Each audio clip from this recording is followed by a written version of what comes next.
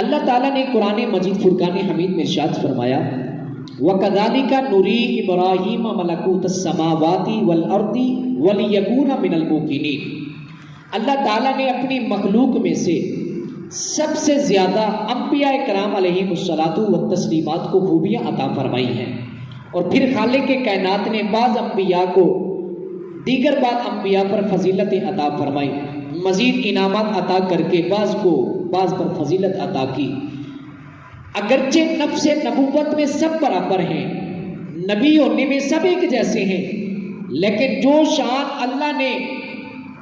اپنے محبوب جو سید الانبیاء ہیں، جو خاتم النبیین ہیں، محمد رسول اللہ صلی اللہ علیہ وسلم، اللہ نے آپ کو شان سب سے زیادہ عطا فرمائی ہے۔ پھر آپ کے بعد سب سے زیادہ بلند مرتبہ رب کائنات نے اپنے پیارے خلیل حضرت ابراہیم علیہ السلام کو عطا کیا ہے۔ تو حضرت ابراہیم کا یقین دیکھیے کہ بڑے بڑے امتحان حضرت ابراہیم علیہ السلام نے بڑے بڑے امتحانوں کا سامنا کیا، لیکن ہر مرتبہ یقین کا مظاہرہ کرتے ہوئے حضرت ابراہیم علیہ السلام نے ان امتحانوں کا سامنا کیا ہے۔ یقین ایک ایسی عظیم الشان دولت ہے جو اللہ تعالیٰ اپنے پیارے بندوں کو عطا فرماتا ہے، اور یقین والے ہی دنیا اور آخرت میں کامیاب ہوتے ہیں۔ علماء فرماتے ہیں کہ جس طرح روح کے بغیر جسم مردہ ہوتا ہے، ایسے ہی یقین کے بغیر جو ایمان ہوتا ہے نا وہ بے جان سا ہوتا ہے، اس کے اندر کوئی چاشنی نہیں ہوتی، اس کے اندر کوئی مزہ نہیں ہوتا، کیونکہ یقین کے مختلف درجے ہوتے ہیں۔ یقین جو عام لوگ ہوتے ہیں ان کا ایمان، ان کا یقین بھی عام ہوتا ہے، جو اللہ کی بارگاہ میں مقبول اور خاص بندے ہوتے ہیں ان کا ایمان، ان کا یقین بھی ان کی شان کے مطابق پختہ اور مضبوط ہوتا ہے۔ یقین کے خوبصورت مثال کے جناب سیدنا صدیق اکبر رضی اللہ تعالیٰ عنہ، آپ کو جب کفار نے تانا دیا نا کہ آپ کے نبی نے یہ فرمایا ہے کہ رات کے تھوڑے سے حصے میں معراج کر کے واپس آ گیا ہوں، تو حضرت ابوبکر صدیق کہنے لگے یہ تو کوئی بات نہیں ہے، اگر میرا محبوب اس سے بھی بڑی بات کر دے نا تو میں بھی وہ ماننے کے لیے تیار ہوں، میں وہ بات بھی ماننے کے لیے تیار ہوں۔ تو یقین کے کارنامہ ہی تو تھا نا کہ جنگ بدر کے اندر کفار کی 3 گنا زیادہ تعداد تھی، صحابہ کرام کے پاس تو اسلحہ بھی تھوڑا تھا، کوئی تیاری بھی نہیں کی ہوئی تھی، اس کے باوجود بھی صحابہ کرام نے عرض کی کہ آپ کو حق کے ساتھ بھیجنے والے رب کی قسم اگر آپ ہمیں حکم دیں تو ہم سمندروں میں کود جائیں گے، ہم میں سے کوئی بھی پیچھے نہیں رہے گا، اور ہم اپنی جانوں کو قربان کر دیں گے، اور ایسے ہم ان کے ساتھ مقابلہ کریں گے کہ آپ خوش ہو جائیں گے۔ تو یہ کیا تھا؟ یہ یقین کا کارنامہ تھا۔ اور رسول اللہ صلی اللہ علیہ وآلہ وسلم کے وصال کے بعد جناب سیدنا صدیق اکبر رضی اللہ تعالیٰ عنہ منبر رسول پہ کھڑے ہو کے خطبہ دینے لگے، آپ کی آنکھوں میں آنسو آ گئے، اور آپ فرمانے لگے ہجرت کے پہلے سال رسول اللہ صلی اللہ علیہ وسلم اسی جگہ پہ کھڑے ہو کے آپ نے فرمایا تھا، اور وہ آخری کلمات، وہ آخری الفاظ یہ تھے، میرے آقا علیہ السلام نے فرمایا، میرے آقا کی آنکھوں میں بھی آنسو آ گئے، میرے آقا نے فرمایا کہ اللہ رب العزت سے عافیت مانگو، اپنے گناہوں کی معافی مانگو، اور اللہ تعالیٰ اپنے بندوں کو جو نعمتیں عطا فرماتا ہے ان میں سے سب سے بڑا انعام یقین ہے، بڑا انعام یقین ہے، اور اس کے بعد جو سب سے بہترین نعمت ہے وہ کیا ہے؟ وہ عافیت ہے۔ بہترین نعمت وہ عافیت ہے کہ وہ یاد کریں، وہ منظر ذہن میں لائیں کہ جب سیدنا ابراہیم خلیل اللہ علیہ نبینا علیہ السلام کے علاوہ اس دھرتی میں اللہ کی عبادت کرنے والا نہیں تھا، سارے باطل معبودوں کی پوجا کرنے والے تھے، لیکن حضرت ابراہیم علیہ السلام کا یقین دیکھیں،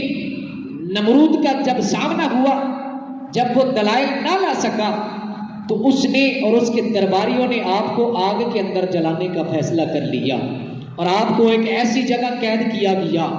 اور 90 فٹ کی دیواریں کھڑی کی گئیں، اور اس نے اعلان کر دیا کہ سارے لوگ اس کے اندر لکڑیاں اکٹھی کریں۔ 1 مہینہ تیاری کی انہوں نے، 1 مہینہ تیاری کی۔ جب 1 مہینہ گزر گیا اور جب وہ 90 فٹ کی دیواریں جب لکڑیوں سے بھر دی گئی تو ان لکڑیوں کو آگ لگا دی گئی اور اس کے شعلے اتنے بلند ہوئے، اتنے اس کے شعلے بلند ہوئے، اس کی تپش اس قدر زیادہ تھی کہ اگر اس کے اوپر فضا میں کوئی پرندہ بھی اڑ کے جاتا تو جل کے راکھ ہو جاتا۔ اللہ اکبر۔ تو اللہ تعالیٰ کی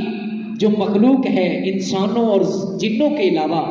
زمین اور آسمان کی مخلوق یک زبان ہو کر اللہ کی بارگاہ میں التجا کی،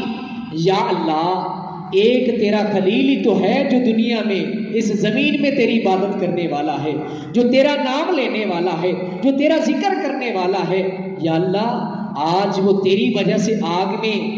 آج تیری وجہ سے وہ آگ میں اس کو جلایا جا رہا ہے۔ یا اللہ اگر آپ ہمیں اجازت دے تو ہم مدد نہ کر دیں تیرے پیارے خلیل کی۔ تو اللہ نے فرمایا کہ اگر تمہاری مدد کی ضرورت ہے تو کر دیں،